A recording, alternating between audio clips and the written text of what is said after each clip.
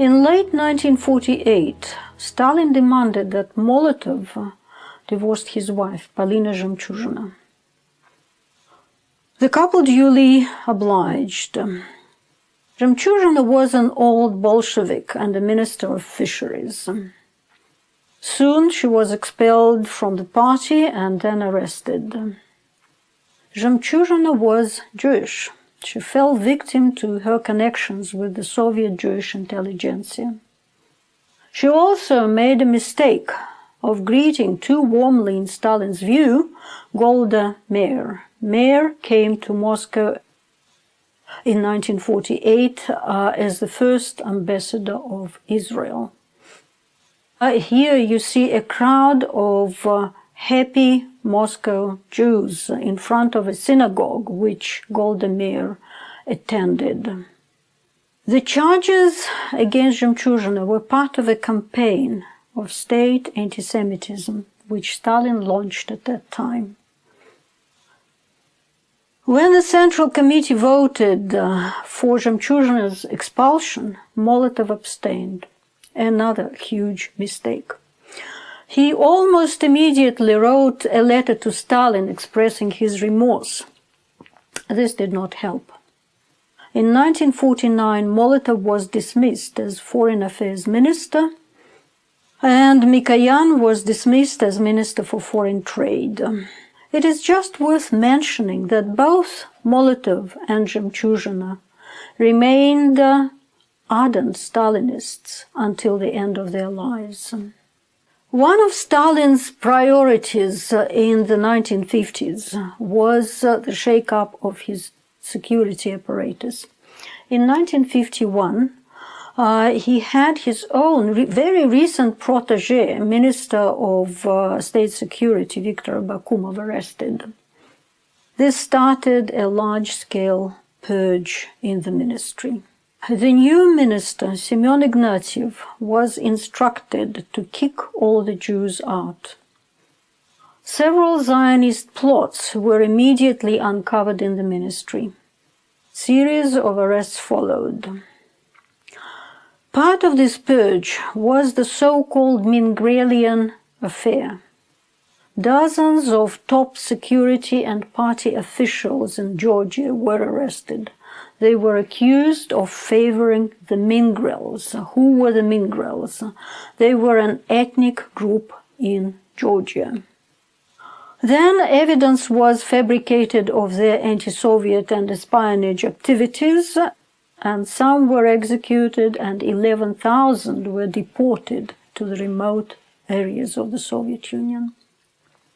As in the case with the Leningrad affair, the Georgian arrests targeted a particular figure in Stalin's entourage.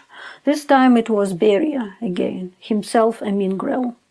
In a typically Jesuitic manner, in 1952, Stalin made Beria chair a plenum of Georgia's Central Committee. Beria had to expose and denounce his friends and clients who now fell victims to a purge. He survived, but was further politically damaged. Stalin's main move in rebalancing the influence among his entourage was saved for the 19th Party Congress, or rather for the plenum of the new Central Committee elected at the Congress. Here is Stalin at the 19th Congress of the party. He is completely alone, nobody next to him. He doesn't want anybody right next to him. The Congress was convened in October 1952 after a 13-year break. The plenum sat right after it. At the plenum, Stalin announced the abolition of the Politburo of the Central Committee and the creation of two new bodies. The first body was the Presidium of the Central Committee, consisting of 25 full members and 11 candidates. The second was a 9-member bureau, which was to lead the presidium.